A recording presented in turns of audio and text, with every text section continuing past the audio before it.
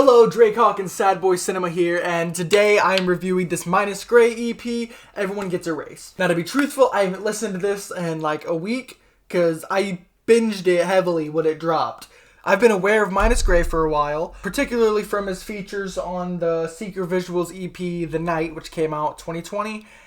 Or 2019, late 2019, early 2020. He was easily one of the high points on there, along with the single Frostbite verse, which is pretty good. Other than mYnus greY and a couple other minor features, there was really nothing worth talking about on that EP, so I don't think I made a video on it. Of course, that doesn't mean I didn't try to make a video, because I did, but I tend to stutter a whole lot, and after 5 stutters, I tend to just stop the video. And that's exactly what happened with this video a week ago when I tried recording it.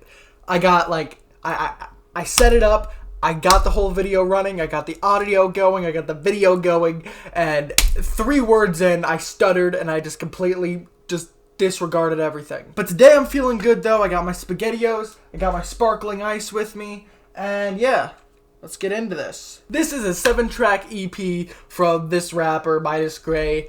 It's also a collaborative project with a producer who I don't remember the name of, but I'll put it up on the screen. While there isn't a massive amount of diversity on this project, a little bit of diversity and range that we do get is pretty compelling. Like, for instance, most of the tracks have like a boom-bappy 90 vinyl flavored texture to it. And then you have the song Pinocchio, which is kind of mask-off trap-style drums over like a still kind of soul sample, boom-bappy type sample beat. You get the point. My favorite beat on the entire project is on the 2nd track. The sample is just absolutely crazy. And when the drums come in, it just feels so full, straightforward. It doesn't feel as crazy or as disorganized as it does at first, especially once mYnus greY comes in with his steady flow. Lyrically, he's pretty solid on this project too. Not really anything stupid to talk about here. Like on the 1st track, he's kind of wearing his influences on his sleeve, like Tyler, the Creator. And while there are small points like the intro of Pinocchio, which do feel a little raw, like not as refined as it could have been, overall those small moments of disjointedness doesn't take away from the clarity that the entire project holds. It's only about 12 minutes in length, but this project feels pretty dang refined for that runtime. Giving this EP a B, B tier EP, because I don't do number scores for EPs, because why would I? And since this video is going to be kind of short, I want to just give some REDUX reviews back here at the back end. First off, the Dead Batteries Vince's Vans album. I gave that a 7 at first. It is not a 7. It's not a 7. It's not god-awful. The music is just not good overall.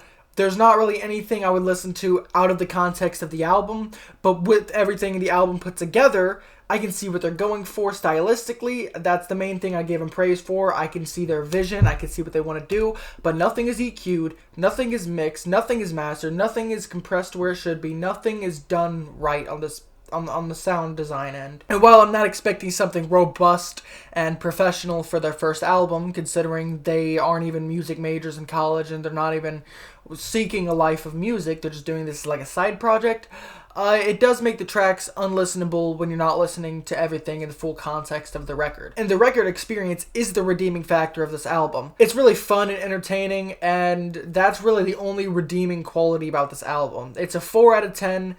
The music is like a 2, but with the skits and everything else, that, raises it up a little bit.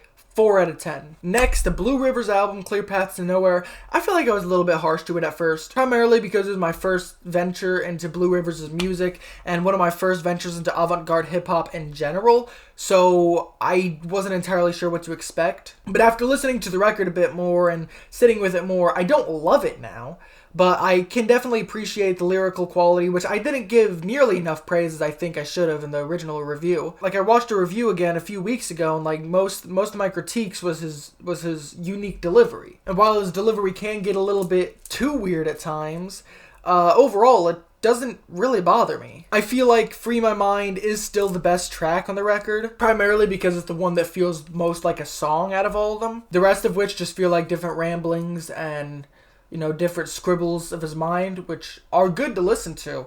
But I feel like Free My Mind is an actual, painting. It's like this full, vivid idea with so many different colors and brush strokes, and it's just very colorful, enjoyable. It's just a really good experience. This is a 7 now, a 7 out of 10, whereas I gave it a 6 before. It's a 7. I like this record. And yeah, stuttering issues again. And yeah, that's that for that. I gotta eat my SpaghettiOs and probably get ready to work. And yeah, bye.